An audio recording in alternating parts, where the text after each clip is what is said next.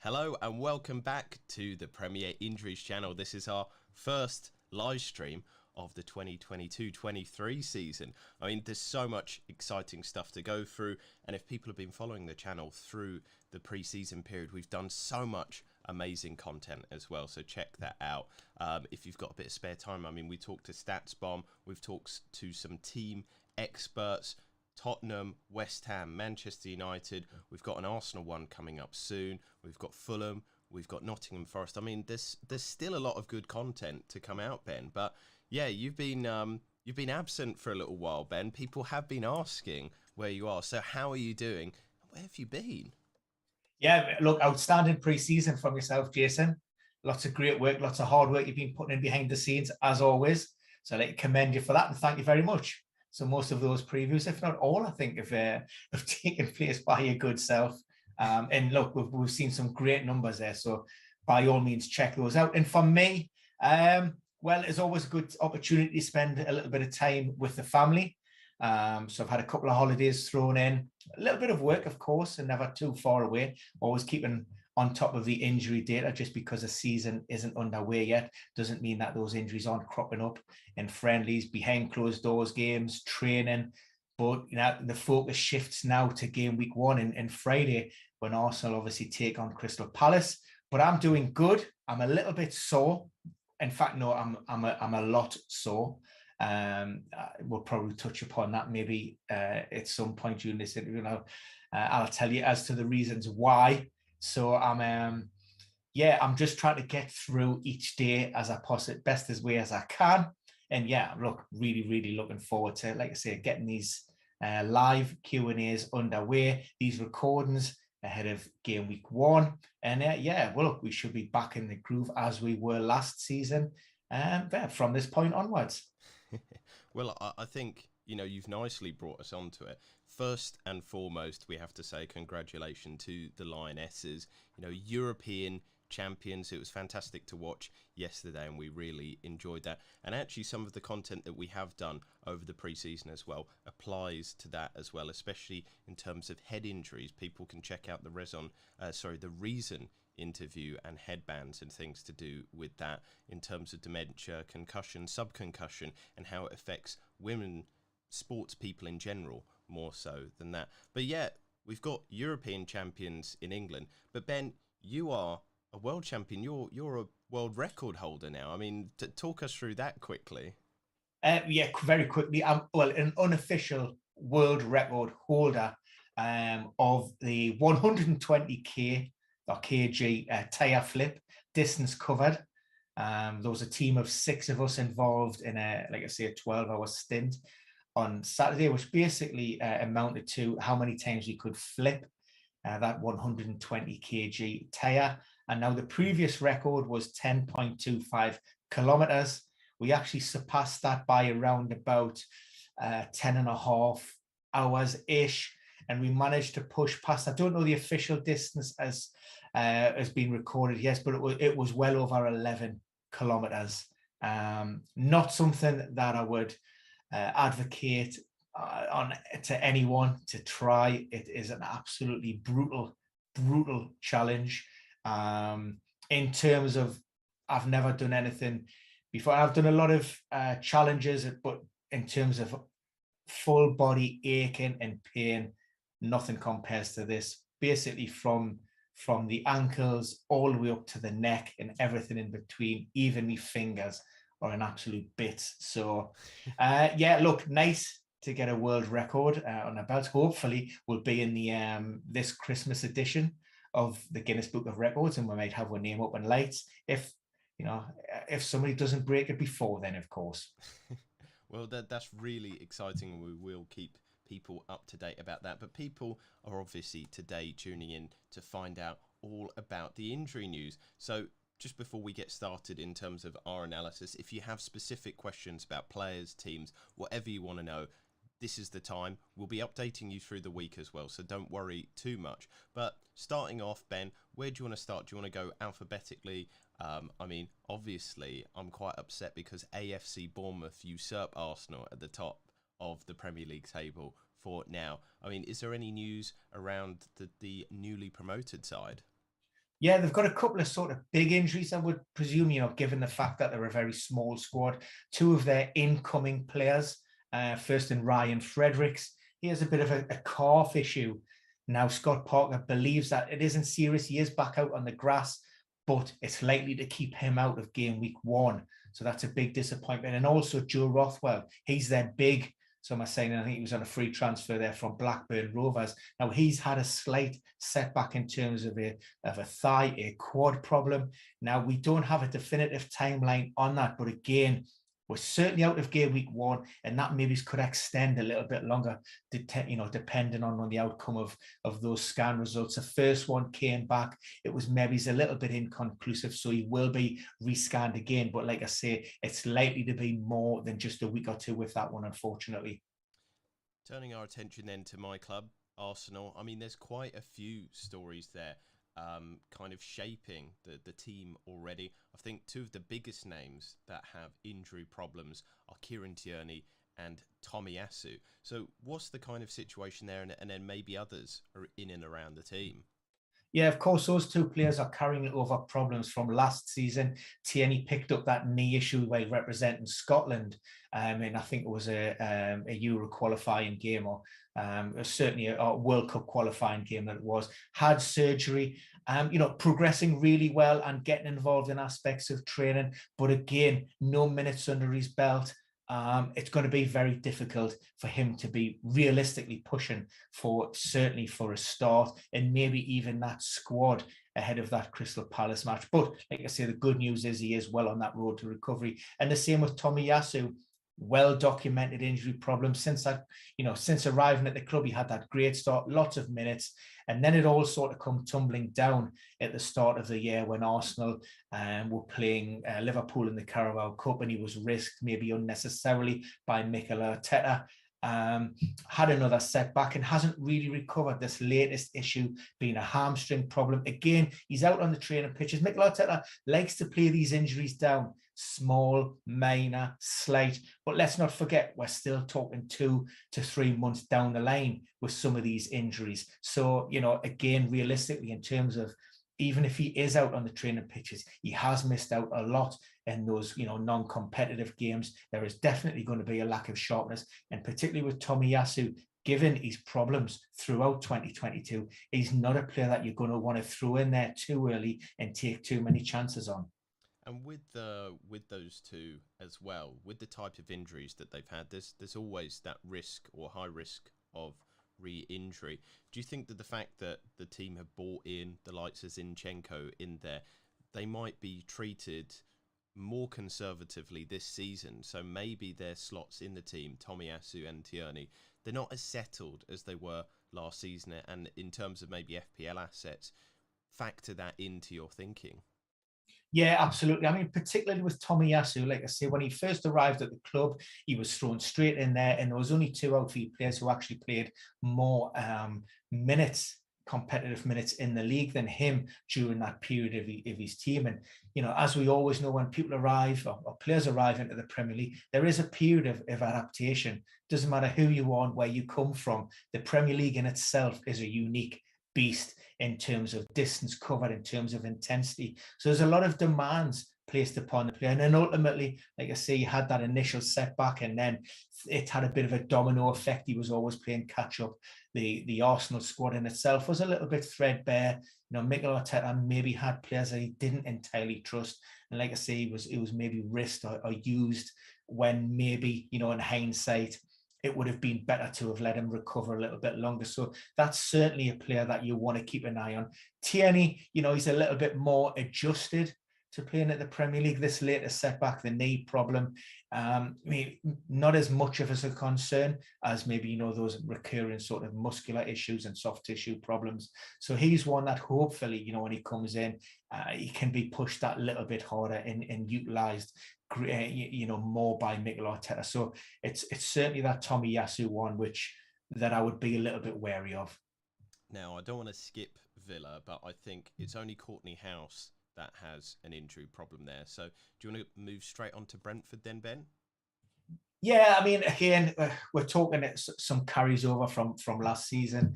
Christoph Ayer and Ethan Pinnock.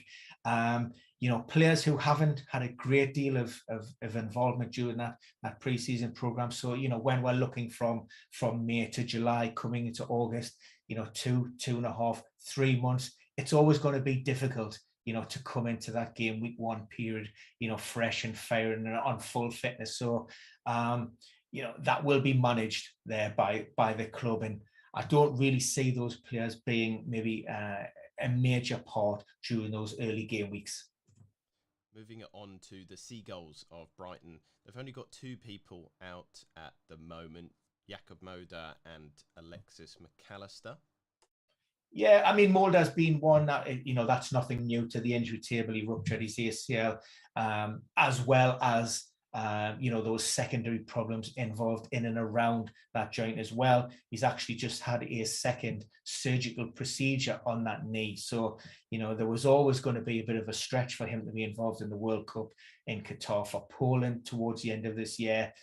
While the club haven't definitively ruled him out for that, what they're saying is, there's no timeline. We're just concentrating on getting him fit, but it's highly unlikely. So probably early 2023, if all goes according to plan, maybe February or March. McAllister, that was an injury that was picked up at the weekend. Although Graham Potter was hopeful that it was just a slight groin problem that he managed to catch.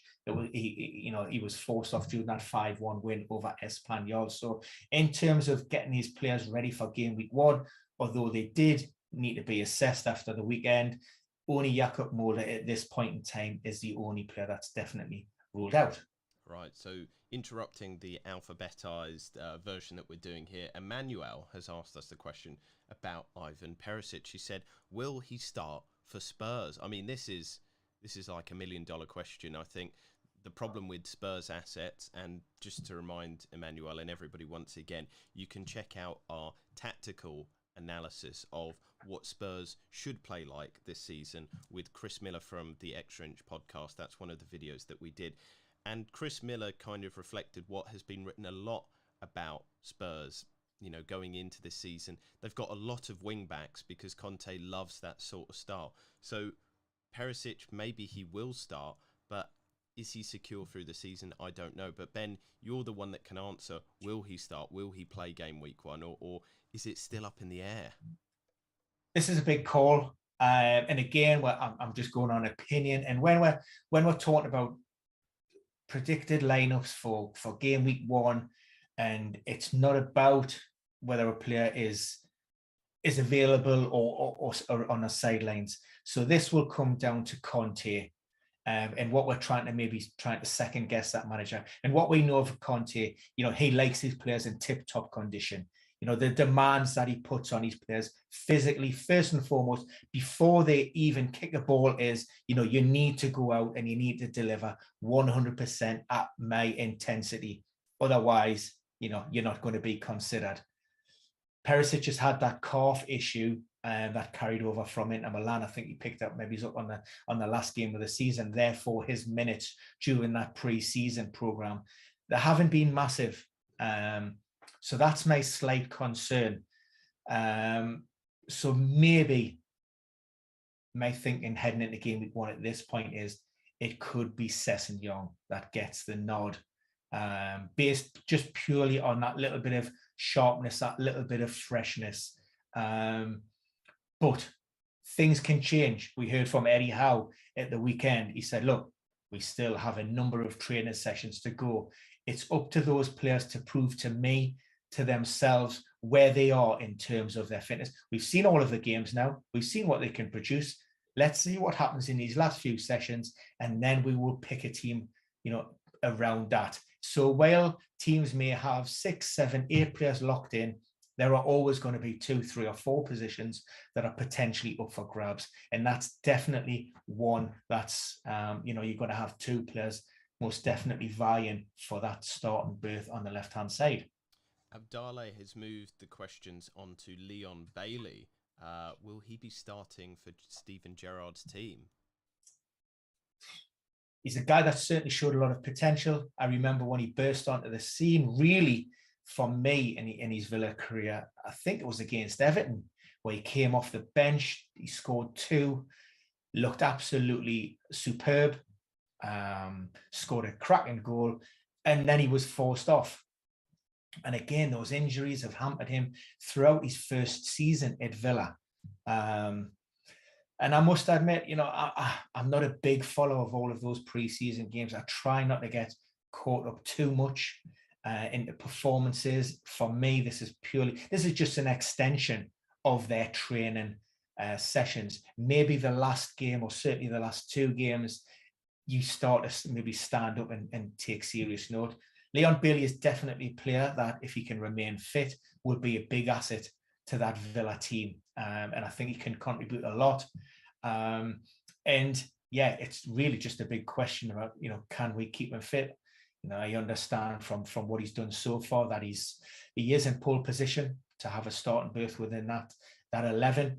But of course, obviously, there's only one man that makes that decision. But, for those who maybe fancy a bit of a punt on Leon Bailey, like I say, there's a couple of players who are most definitely on my radar in terms of, if you're going to pick them, let's do it at the beginning of the season when we know they're relatively fit and fresh, Callum Wilson being one, because we know inherently in the past we've seen that they have picked up injuries. So, let's try and maybe eke out a few fantasy points before, fingers crossed, maybe, they have a little spell on the sidelines.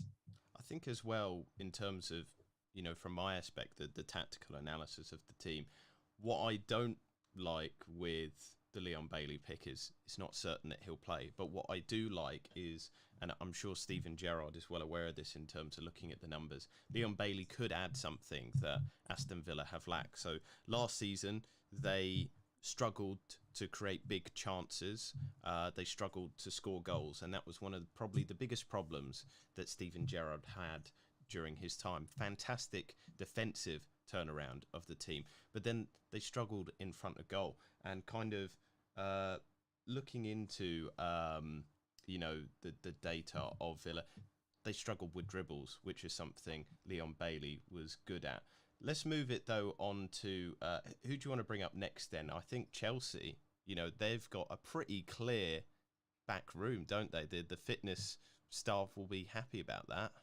Yeah, I mean, Amanda Broja picked up a bit of an ankle stroke Achilles issue in training on the US tour, returned to England. Many people were talking about, was that linked with a potential sort of move away? Thomas Tuchel insisted that it was injury related because he didn't want to sort of distract his medical department and backroom staff with that. He returned for treatment.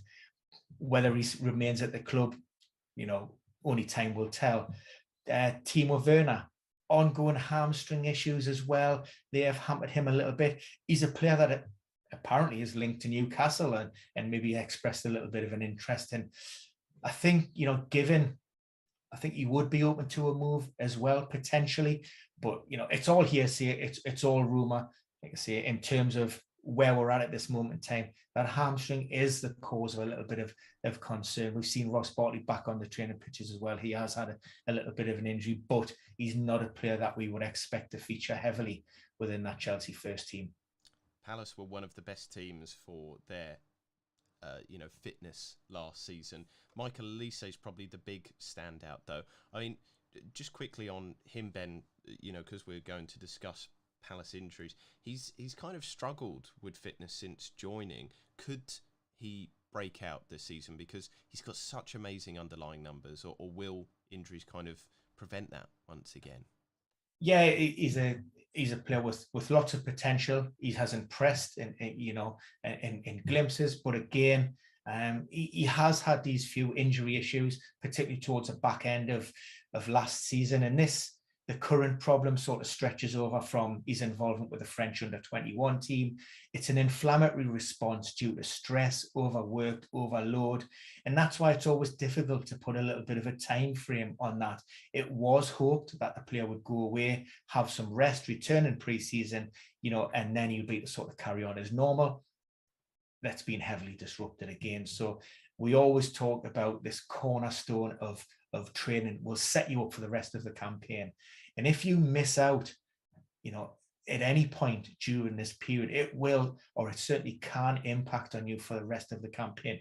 The research will tell you the more sessions you do during this period, the more robust you are. And therefore, that would be the concern with Michael Olise. You're always playing catch up. It's always going to be very, very difficult to get to the level of fitness and intensity as your teammates, your colleagues are, because they've been involved in those behind closed doors games, those non-competitive friendlies. Once the season is underway, and we've spoken about before, we've got an extra 4 game weeks sandwiched in between the game week 1 and when the World Cup, with only 1 international break. So again, that intensity on the trainer pitches, that just, there's no way that you can have that when the games are coming thick and fast, and then you factor in the additional European games for those involved, and then also domestic cup competitions. So this period of around about 3 months, it's going to be very difficult for those players who've had problems during the off season. So we're more limited for time now. So just for people, if they have news on other teams, we will cover them through the week. But let's move our attention to Leicester, who were really badly affected by injuries last season, but they could be in for a shout of a good season. They've got a relatively clear, injury room. They've got a good team. They've got good players. Is this the kind of season that we will see them do well? It's all ifs and buts, isn't it? Unfortunately, I mean, hopefully, fingers crossed, it looks as if those issues at centre-back, certainly heading into the opening game weeks, have been resolved. Last season we had the carryover of plantar fasciitis for Johnny Evans that had been ongoing from, the beginning of 2021, which ruled him out of a large chunk of games. We had the Wesley Fofana injury. So we also had Kagloy Soyuncu injuries as well. And that was, that caused Brendan Rodgers some major headaches. The Ricardo Pereira still hasn't quite returned to those pre-injury levels. We know obviously he suffered that ruptured ACL. So that was a big one. There were certainly question marks over Harvey Barnes at times towards the end of the season. Leicester and Harvey looked as if they were, getting there. So if they can carry that momentum forward, then potentially, they've got a decent team. Certainly, they're a top half team, maybe even a top 8 team. It remains to be seen. James Maddison, I rate the player very, very highly. Again, he's a player that has been linked to Newcastle, and if reports are to be believed, we have submitted a £40 million bid, which, in my opinion, is a little bit cheeky. But again, he will still have a big part to play in this Foxes team. Turn our attention to Liverpool, and the team was one of the most improved last season. We've done an interview with Tal from Zone 7 who kind of gave an insight into what their technology does to help prevent injuries. But then you look on the Premier Injuries website, there's 8 injuries. I mean, is this something to be worried about? Now, one of the listeners' question is about Jota, so I guess start with him, but then maybe work through and either make people feel better or worse about the Liverpool situation. What I would say about Zone 7, Liverpool, the backroom staff, and their medical team generally, these guys are on top of everything. They're leaving no stone unturned in terms of the resources that they're, applying to that department. They're up there with Manchester City, so they're really pushing the boundaries. They're really sort of leading the field. They're involved in AI technology, so they're doing lots and lots of great work. And while, yes, you look at that injury table and you think, wow, there's a lot of players sidelined there. I think what we'll see with Liverpool is maybe a lot more cautious approach to how they manage their injuries going forward. We heard at the weekend, or certainly on Sunday against Strasbourg, Jurgen Klopp spoke about Curtis Jones. He had a brief, I think it was a 1-2 minute cameo in the Community Shield game 24 hours earlier. wanted to play on Sunday, but didn't quite feel 100%. Medical department made that decision. No risks, take him out. Why risk that? So we might see Liverpool, in effect, having more time loss injuries recorded, but that average return to play might be right down. So you might see players who are not necessarily risked for a game, with that view of trying to protect those players, as opposed to maybe having those fewer time loss injuries, but that average return to play timeline being really extended. So that's something to watch, certainly, and that I'll follow that with intrigue. But as it certainly stands, Alisson Becker hasn't been involved over the weekend. He is back on the training pitches. So ahead of game week 1, in effect, he is fit and available. It'll come down to whether Jurgen Klopp sees the Brazilian as being fresh or sharp enough, in order to maybe prioritize him over Adrian. If it was an outfield player, you would say that would be very difficult. But as a goalkeeper, that fairly nuanced position, then it wouldn't surprise me if Alisson Becker was between the sticks. Again, it'll come down to how he is in training this week. A couple of the other standout you mentioned there, Diogo Jota. This is a worry, this is a concern, and it's something that I had flagged up around maybe 3 to 4 weeks ago, just before that sort of his latest setback or recurrence of this hamstring problem. This stretches over from his involvement with Portugal. Now, again, we're talking about a player who hasn't really done anything now for what would it, to amount to almost a couple of months. So the difficulty is you're always playing catch up. And, to exacerbate that problem, he suffered a setback when he was trying to step up that training. So that is a worry. That's a concern. And there'll be no time frame with regards to throwing Diogo Jota back in, just because of the nature of that injury, hamstring problems in itself.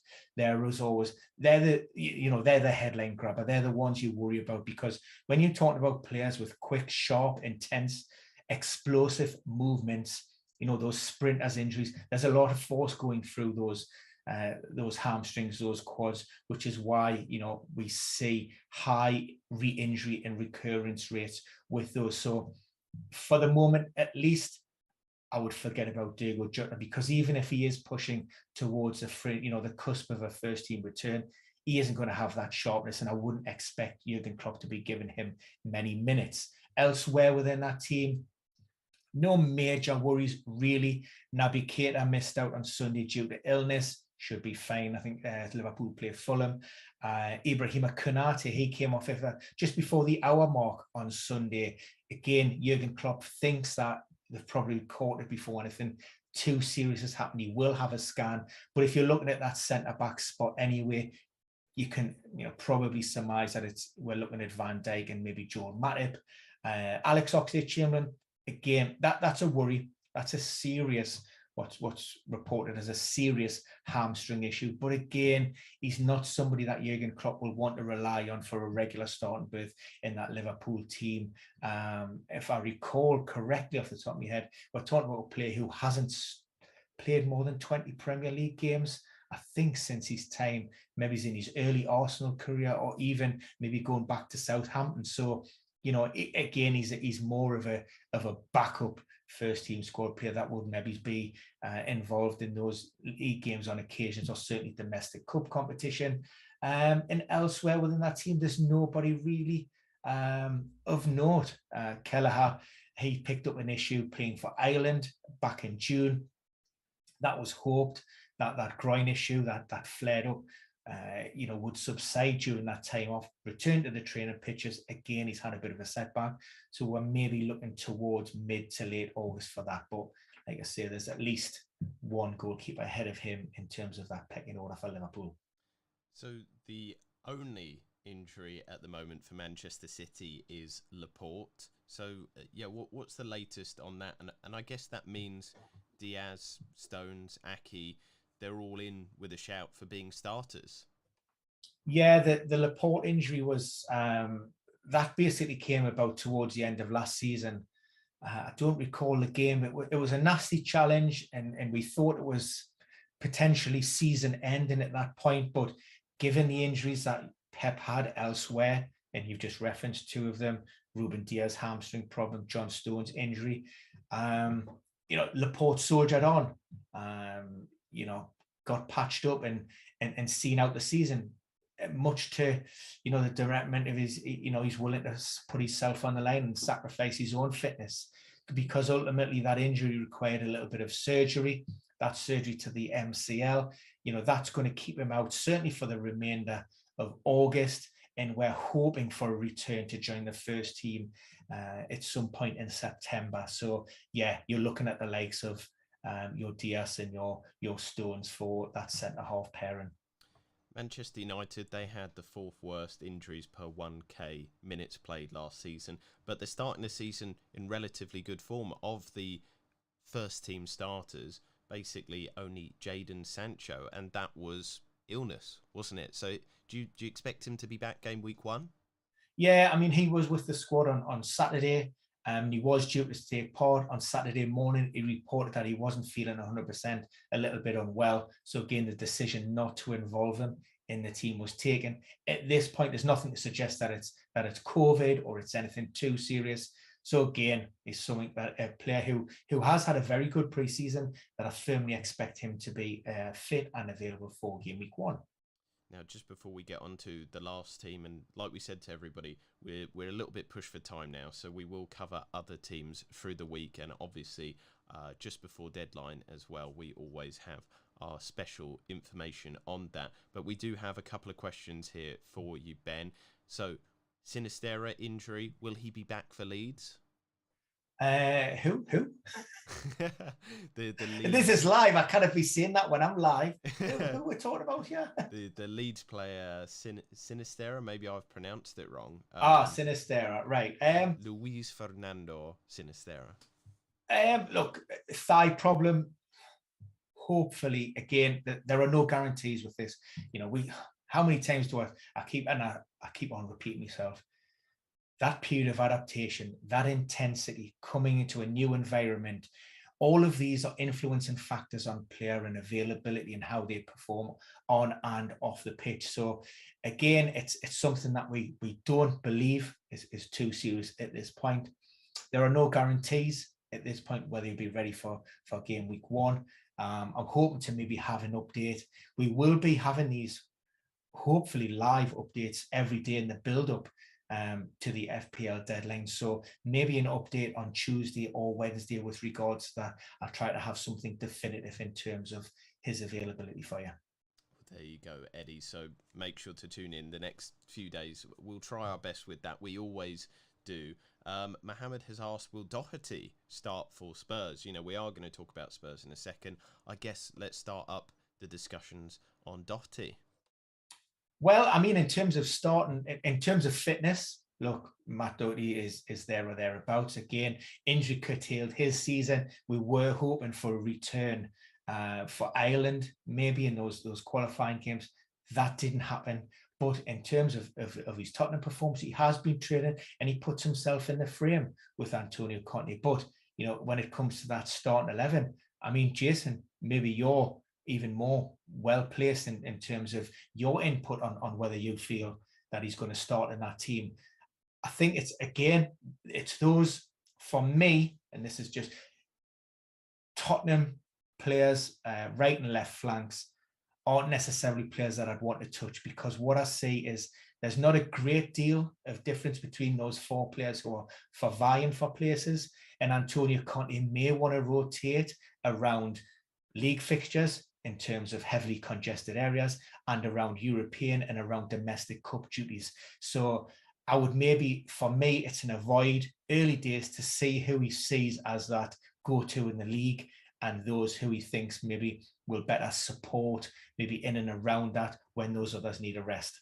Yeah, I'm totally with you here. This is something, again, reflected in our video on Tottenham. If people want to check out the full thing, it's the Chris Miller one, the pre-season preview. But again, Chris, who is very kind of tactically astute, the Extra Inch podcast do amazing analysis on this. But he explained, it's not clear who is going to be the starter. And again, you and I play maybe FPL a bit conservatively at times, but we want players who are definitely starting, and you want players that are definitely starting this season, because there will be a lot of rotation due to this World Cup building up to it. And so the fact that, Doherty will be vying with Emerson Royale and Spence in terms of starting positions, it does have a worry.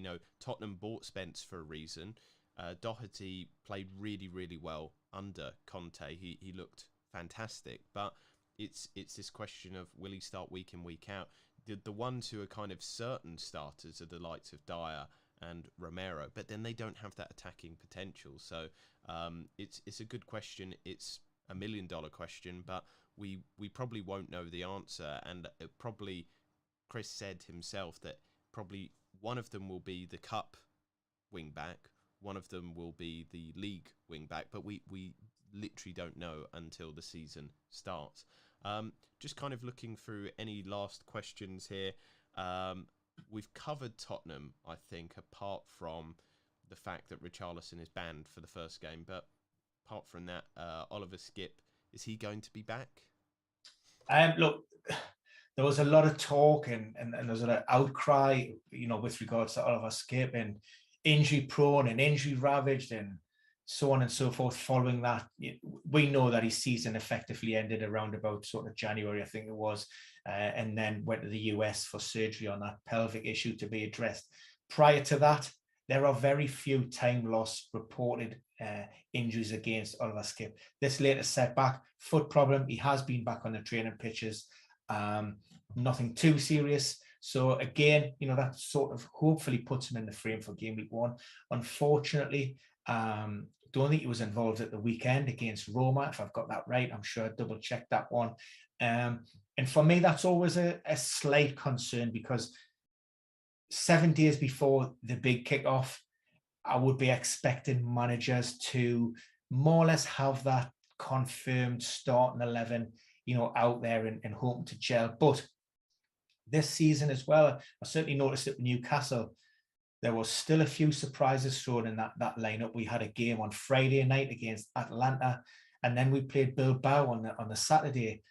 And that maybe suggests that Eddie Howe didn't really have that starting 11 locked in either, because there was players involved on both days where you would maybe expect, maybe either to be rested or playing in the other game. So, with Oliver Skipp, like I say, in terms of his fitness, he has missed a little bit. He's somebody that Antonio Conte does rate very highly, and there's definitely a position within that team. But, maybe it's for game week 1. I think the best we could possibly be hoping for is to be named in that matchday squad. And we've got one last question, Ben, if you've got the time. Otto has asked, any news on the Harry Wilson injury? So this is quite hot off the press. There was a friendly yesterday. Marco Silva himself said, no, the team are not ready for the Premier League. But what's the situation with Harry Wilson? Because I think it was a knee injury. It is an absolute knee injury, and I've just been looking at this one myself. It doesn't look great for the player, first and foremost. So we can assume from the terminology that's being used that it's certainly not something that's just going to keep them out for a matter of days and maybe not even a week or two. So look beyond that.